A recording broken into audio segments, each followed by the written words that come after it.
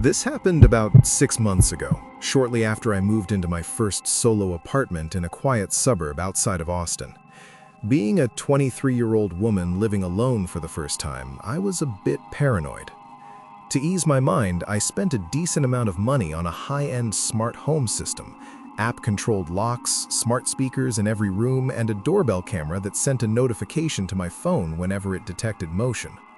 For the first few weeks, I loved it. I liked the feeling of being notified of my safety. But then, things started to get weird.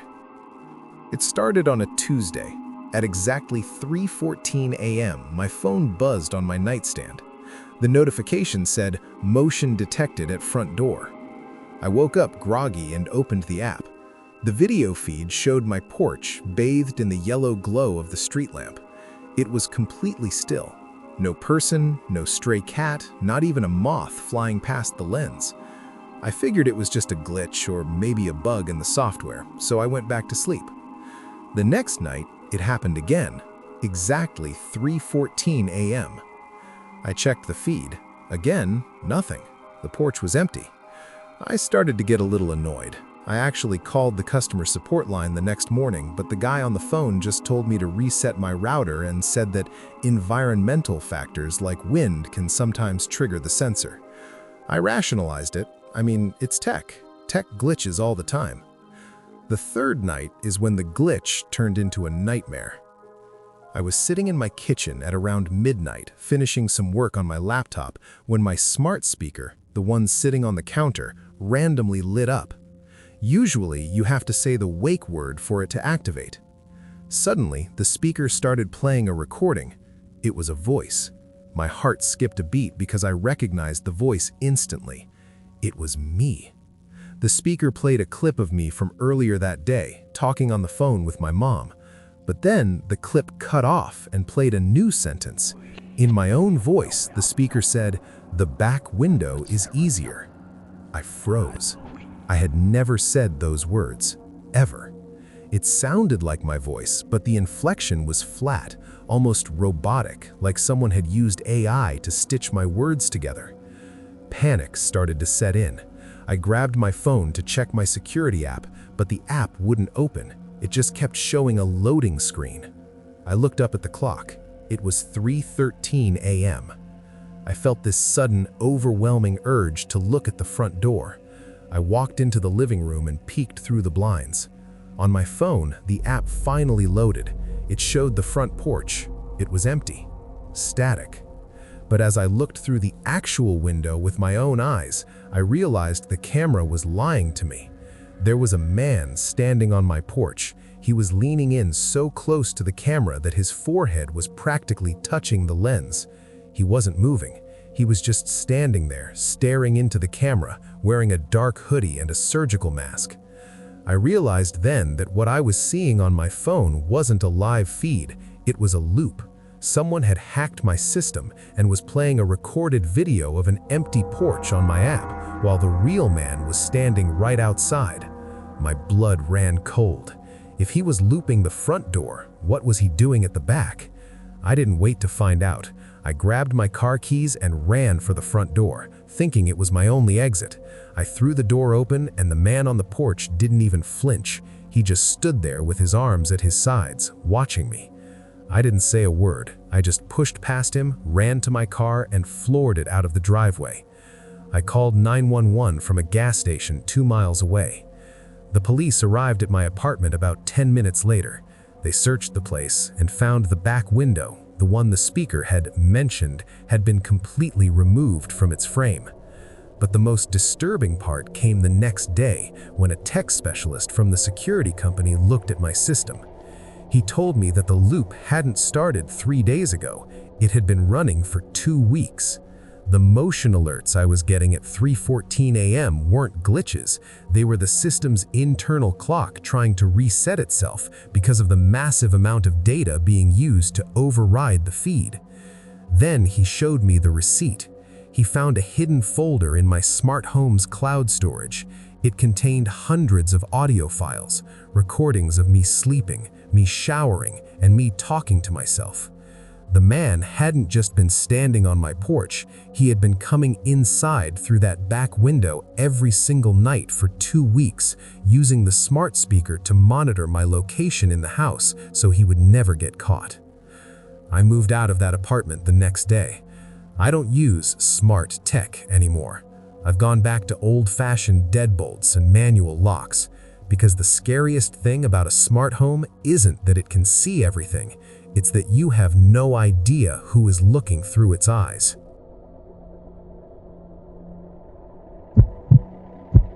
I'm a 26-year-old guy, and I've always been a bit of a data freak. I track my calories, my gym sets, and most importantly, my sleep. About a year ago, I bought one of those high-end smart sleep hubs. It's basically a thin sensor pad that goes under your mattress and connects to a base station on your nightstand. It tracks your heart rate, breathing, and has a high-sensitivity microphone to record sleep events, basically to tell you if you're snoring or have sleep apnea. For the first few months, it was great.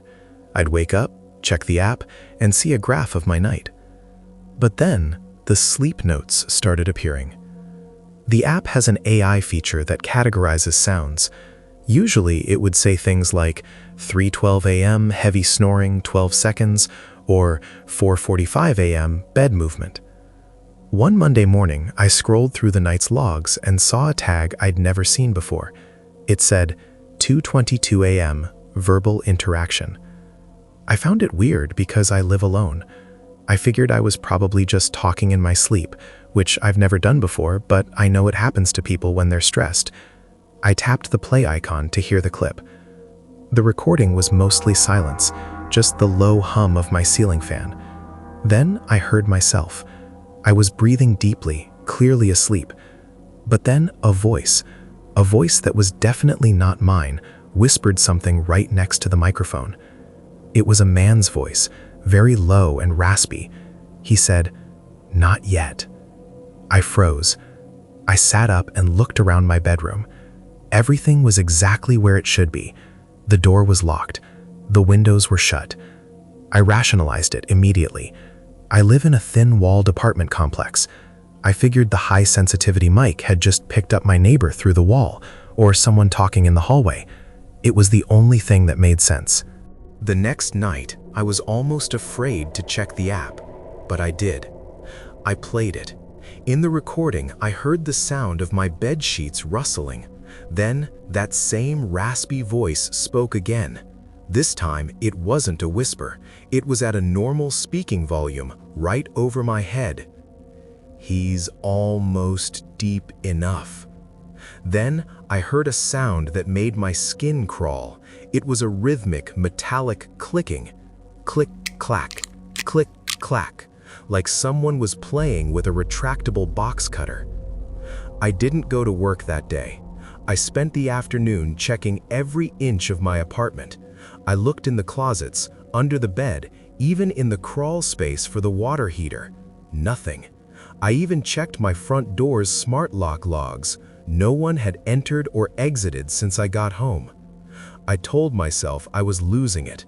I thought maybe the sleep hub was picking up radio interference or some weird glitch was mixing my recordings with someone else's cloud data.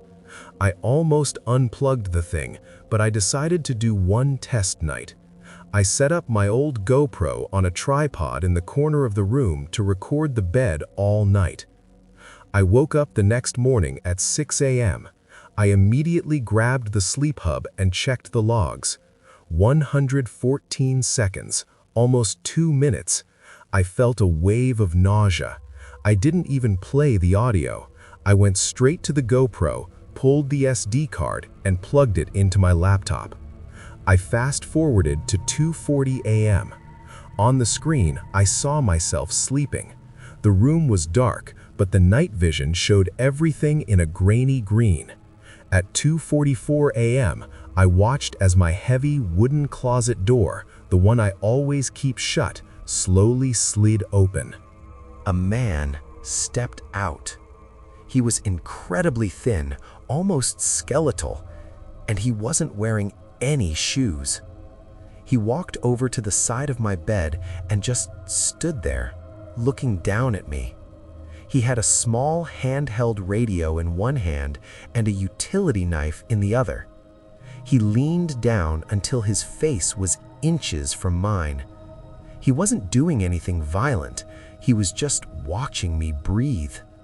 Then he picked up my Sleep Hub base station from the nightstand and started talking into the microphone, deliberately creating the verbal interaction tags. He looked directly at the GoPro camera. He knew it was there.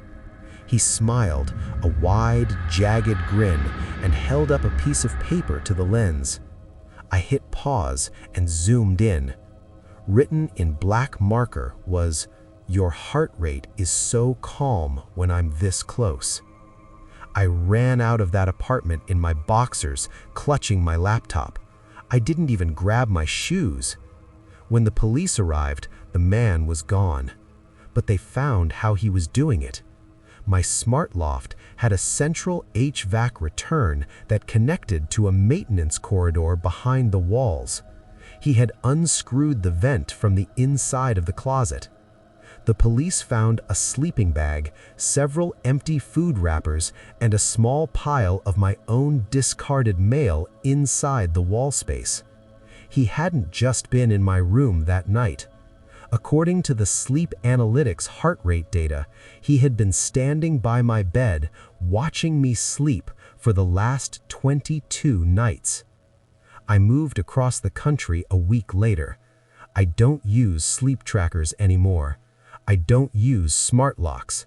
And every night before I go to bed, I take a heavy piece of furniture and I slide it right in front of the closet door.